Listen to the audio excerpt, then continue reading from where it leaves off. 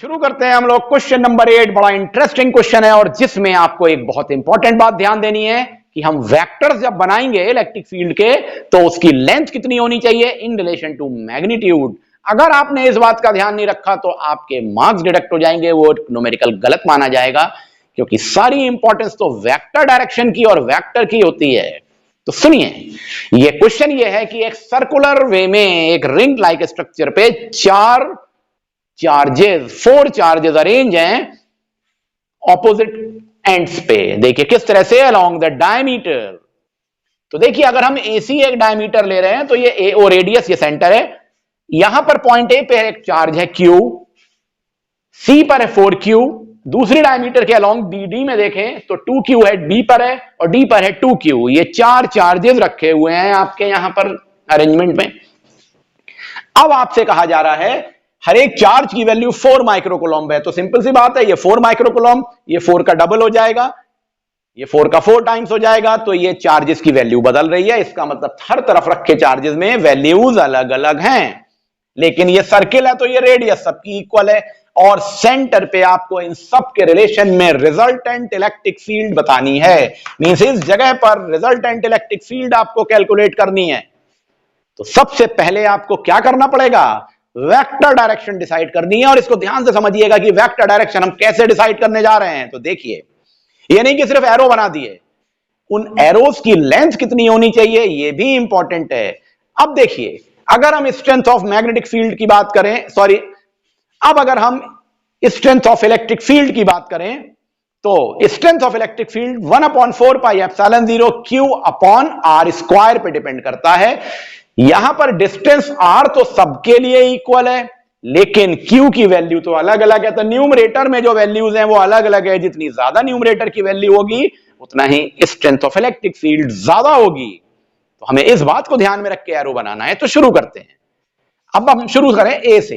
तो देखिए, ए के रिस्पेक्ट में ये सभी पॉजिटिव चार्ज हैं, सारे पॉजिटिव चार्ज हैं। तो ए के रिस्पेक्ट में जो इलेक्ट्रिक फील्ड बनेगी ये क्यू के रिस्पेक्ट में होगी, तो ये डायरेक्शन अवे फ्रॉम सेंटर होगी। तो मैंने ये बना दिया एरो, इसको लिख दिया ई ए। अब सवाल उठता है, मैंने ये इतना बड़ा एरो बनाया क्यों? देखिए, ये सबसे छोटा चार्ज है तो मैंने ये इस लेंथ का एरो बनाया है, वेक्टर बनाया है जो अवे जा रहा है ए के रिस्पेक्ट में। आई थिंक आपको ये क्लियर है ये अवे क्यों जा रहा है, क्योंकि ये पॉजिटिव चार्ज है। अब हम बी के रिस्पेक्ट में देखें तो देखिए, ये क्यू था, ये 2q था, लेकिन डिस्टेंसेस तो इक्वल थे। तो जो strength of field due to B point पे चार्ज है इसके कारण यहां पर होगी, वो डबल होगी इस ए से, नेचुरल बात है। तो यहां से आप फिर एक एरो बनाएंगे, वेक्टर बनाएंगे जो इसकी डबल लेंथ का होना चाहिए। This will be E B. इस इलेक्ट्रिक फील्ड की strength due to 2q will be double that of the E होगी। तो डबल लाइंस का एरो बना दिया मैग्नीट्यूड को रिप्रेजेंट करने के लिए। अब आप सी के रिस्पेक्ट में देखिए तो ये 4q है तो बहुत ज्यादा है, इससे भी डबल है, 2q का भी डबल है। तो यहां से ये भी अवे जाएगा। तो ये एरो आपने इतना लेंथ का बना दिया, मींस इसका 4 टाइम्स ये एरो बना दिया। ये आपने लिख दिया ई सी फॉर द सी पॉइंट है, ये इधर को जा रही है फील्ड। फिर आ जाए डी पर, तो डी पे 2q है, 2q मतलब इसी लेंथ के बराबर है। तो ये एरो इधर को जाएगा, उतने ही लेंथ का होना चाहिए जितना ये ईबी था। तो ईडी ये एरो बना दिया। तो देखिए, ये दोनों एरो तो इक्वल लेंथ के हैं, इसका मतलब ईबी और ईडी का जो स्ट्रेंथ आएगी इलेक्ट्रिक फील्ड की, क्योंकि दोनों 2q चार्जेस हैं, दोनों के डिस्टेंस रेडियस इक्वल है, तो ये दोनों इक्वल होके कैंसिल आउट कर देंगे एक दूसरे को। तो एक फील्ड हम लिख सकते हैं EB will be equal to ED, और ये एक दूसरे को कैंसिल आउट कर देंगे। तो हमारी एक प्रॉब्लम तो सॉल्व हो गई, ज्यादा कुछ करने की जरूरत ही नहीं। इवन हम वैल्यूज भी क्यों निकालें, आप चाहें तो निकाल सकते हैं वैल्यूज। तो वैल्यू निकालना तो बहुत आसान है, 1/4 पाई एप्सिलॉन 0 2q अपॉन ये डिस्टेंस 2 स्क्वायर, बहुत आराम से निकाल लेंगे। पर नो नीड, क्यों? क्योंकि हमको पता लग रहा है ये दोनों इक्वल स्ट्रेंथ में है और ऑपोजिट डायरेक्शन में है, क्योंकि दोनों का चार्जेस इक्वल है और दोनों के डिस्टेंसेस इक्वल हैं। एक बात खत्म हो गई। अब इन दोनों को देखें तो देखिए, इसमें इसकी स्ट्रेंथ ज्यादा है, EC is greater then EA है।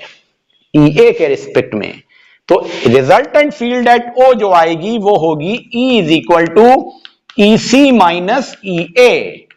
ये रिजल्टेंट इलेक्ट्रिक फील्ड बनेगी और इसकी डायरेक्शन क्या होगी? फाइनली डायरेक्शन इधर को होगी। ये रिजल्टेंट इलेक्ट्रिक फील्ड की डायरेक्शन टुवर्ड्स ए होगी क्योंकि ई सी इज ग्रेटर देन ई ए है। तो अगर हम इन दोनों का मैग्नीट्यूड निकाल लें और उसमें वैल्यू रख दें, इसको सॉल्व करके आंसर आ जाएगा। आइए अब इसको कर देते हैं। तो देखिए अब हमने क्या किया, सबसे पहले तो चारों फील्ड को लिख लिया। E A is equal to K Q upon two square, E A is equal to K Q upon two square, ये 2 है। सिमिलरली ईबी को लिखा के 2q अपॉन 2 स्क्वायर क्योंकि ये 2q था। ईसी को लिखा 4q के रिस्पेक्ट में। देखिए सब जगह डिनोमिनेटर में 2 स्क्वायर आ रहा है लेकिन ये 2q q 4q है। और ईडी में लिखा अगेन 2q अपॉन 2 स्क्वायर। अब आप देख सकते हैं यहां पर जैसा मैंने बोला था ईबी और ईडी, देखिए दोनों की वैल्यू इक्वल हैं, तो ये तो कैंसिल आउट हो गए, हमें इसका यूज ही नहीं करना था। अब रिजल्टेंट फील्ड एट ओ क्या बनी? E is equal to E C minus E A, दोनों की वैल्यू रख दी तो k 4q upon 2 square minus k q upon 2 square. यहां पे k कॉमन निकालिए, 2 2 4 हो गया और ये 9 इंटू 10 टू द पावर 9 लिख दिया और 4q में से q माइनस किया 3q आ गया। तो q की जगह हमने ये वैल्यू लिख दी 4 into 10 to the power minus 6।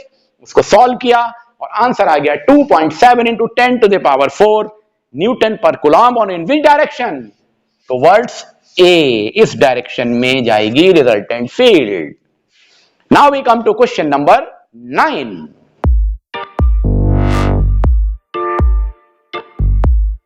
Question number 9 देखिए, क्वेश्चन नंबर 9 में एक स्क्वायर गिवन है। एक स्क्वायर के 4 वर्टिसेस कॉर्नर्स पे point A B C D पर 4 चार्जेस रखे हुए हैं। कौन कौन से चार्ज हैं? ए पर रखा है -2q, बी पर रखा है +q, सी पर रखा है -q और डी पर है +q 2q। और इस स्क्वायर की साइड है 2 सेंटीमीटर। तो आपसे कहा जा रहा है इन सभी चार्जेस के रिस्पेक्ट में इस पॉइंट सेंटर ओ पे जो डायगोनली कट करके आ रहा है पॉइंट, यहां पर रिजल्टेंट फील्ड कितनी होगी? अभी देखिए इससे पहले हमने सर्किल पे निकाली, same logic same concept use करेंगे, बस वहां पे सर्किल था, यहां पर स्क्वायर है ये। तो ये रिजल्टेंट फील्ड कितनी होगी इसको निकालते हैं। तो देखिए फिर हम वेक्टर बनाएंगे इलेक्ट्रिक फील्ड के। कैसे बनाएंगे? शुरू करते हैं ए से। तो देखिए ए के रिस्पेक्ट में ये नेगेटिव चार्ज है, तो सोच के देखिए रिजल्टेंट फील्ड किधर को जाएगी? Towards a. तो यहां से रिजल्टेंट फील्ड इस डायरेक्शन में जाएगी। ये हमने बना दिया ई ए, इसका नाम दे दिया ई ए। अब देखिए यहां पर भी ये ध्यान रखेंगे कि ये जो लेंथ ड्रॉ करें विद रिस्पेक्ट टू चार्ज करें, क्योंकि ये डायगोनल से जो बाइसेक्ट करके डिस्टेंस आएंगे ये तो इक्वल होंगे। अभी हम ये डिस्टेंस निकालेंगे यहां से यहां तक का। तो यहां पर भी जो स्ट्रेंथ ऑफ मैग्नेटिक फील्ड है वो चार्ज के ऊपर डिपेंड कर रही है, क्योंकि डिनोमिनेटर का डिस्टेंस तो सब तरफ इक्वल है। तो यहां हमने यहां पे 2q को इतनी लेंथ का बनाया और ये टुवर्ड्स नेगेटिव चार्ज आ रहा है।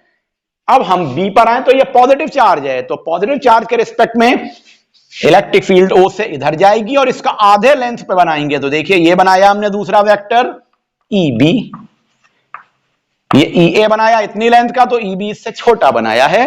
अब c पर आइए तो ये -q, तो -q है मतलब ये इस तरफ आएगा, ये भी इतने ही लेंथ का बनेगा। ये हमने कह दिया ec, एक तीसरा वेक्टर बन गया। और चौथा वेक्टर बनाएंगे d के रिस्पेक्ट में, ये किधर को जाएगा? क्योंकि ये 2q है तो ये अवे जाएगा और इतनी ही लेंथ का बनेगा जितना ea था। तो ये हमने लिख दिया ed। हमने ये चारों वेक्टर्स बना दिए। अब देखिए ये दोनों ऑपोजिट हैं और ये दोनों ऑपोजिट हैं और इन सब के बीच के ये एंगल हैं 45, यहां पे 90 डिग्री ईच। इन सभी के बीच के एंगल हैं 90 डिग्री ईच, ये 90 90 90 90, क्योंकि ये डायगोनल ऑफ द स्क्वायर हैं। तो आप यहां पर अब एक और काम करने जा रहे हैं रिजल्टेंट इलेक्ट्रिक फील्ड निकालने के लिए एक्स एक्सिस और वाई एक्सिस। तो हमने मान लिया यहां से जो ये पॉइंट है डी बी से, ये एक्सिस एक्स एक्सिस है और सी ए के रिस्पेक्ट में ये एक्सिस वाई एक्सिस है। तो हम रिजल्टेंट इलेक्ट्रिक फील्ड पहले इन एक्सिस के रिलेशन में निकालें, तो हम निकालेंगे resultant field along x axis, along x axis. तो resultant field along x axis E x लिख लेंगे। तो ई एक्स क्या होगा? सोच के देखिए, ये जब इधर को जा रहा है और इसमें ED is greater than EB है, तो आप लिख देंगे EX is equal to ED minus EB, यानी इन दोनों की वैल्यू निकाल के यहां माइनस करेंगे क्योंकि ये ऑपोजिट डायरेक्शन में है और ये ग्रेटर है क्योंकि ये ड्यू टू 2Q चार्ज थी। अब आप देखें दूसरे ऐसे निकालिए, resultant field along y axis, तो आप resultant field along y axis निकालेंगे EY is equal to EA minus EC, EA minus EC आपने ये लिख दिया। तो आपको इस तरह से फाइनली इनको सॉल्व करके रिजल्टेंट फील्ड एट EX और EY आ गई और उन दोनों के रिस्पेक्ट में इनके बीच का एंगल 90 डिग्री है। तो अगला वेक्टर लगाएंगे, resultant final resultant field at O आ जाएगी under root EX square plus EY square, क्योंकि इनके बीच का एंगल तो 90 डिग्री है। तो ये रिजल्ट आएगा जो हमारा रिजल्ट दे देगा final electric field at O। तो यानी कि हमको इस पूरे को सॉल्व करना है और आंसर निकालना है। तो अब इसको सॉल्व कर देते हैं। देखिए सबसे पहले हम चारों फील्ड की वैल्यूज को लिख लें और उससे पहले हमें ये डिस्टेंस निकालना पड़ेगा हाफ ऑफ द डायगोनल। तो ये सिंपल पाइथागोरस थ्योरम से निकाला जा सकता है क्योंकि OD, OC, OB और OA सभी इक्वल है आपस में। तो R is equal to under root 2 into 10 to the power -2 metre. देखिए यूनिट कन्वर्जन बहुत जरूरी है, सेंटीमीटर को मीटर में बदला तो आपके सामने ये डिस्टेंस से आ गया डायगोनल के half distance under root 2 10 to the power -2 metre. अब सबसे पहले EA निकाला हमने, EA तो EA होगा K Q upon R square towards A, ये भी लिखना बहुत जरूरी है। दूसरा EB is equal to K upon K into Q upon R square away from the B, देखिए B से अवे जा रहा है ये, यानी इस तरफ निकल के जाएगा ये। तीसरा आप देखिए C के रिस्पेक्ट में EC is equal to K 2Q upon R square toward C आएगा। और चौथा आ रहा है ED is equal to K 2Q upon R square away from D, D से अवे जाएगा। तो आपने ये चारों फील्ड निकाली। अब हम निकालने जा रहे हैं EX और EY along this axis resultant field, इन दोनों का difference, along the Y axis इन दोनों का डिफरेंस। इसको सॉल्व करेंगे तो देखिए EX और EY कितना निकलेगा, EX is equal to ED minus EB। अब इनकी वैल्यू रखी 1/4 pi epsilon 0 Q upon R square के फॉर्मूले में। तो K यानी कि 1/4 पाई एप्सिलॉन 0, K कॉमन निकल आया दोनों में और यहां 2Q माइनस Q, क्योंकि D पे रिलेशन और D के रिलेशन में 2Q और Q चार्जेस दिए हुए थे। तो K 2Q minus Q upon R square is the distance, ये जो डायगोनल का हाफ ऑफ द डिस्टेंस है।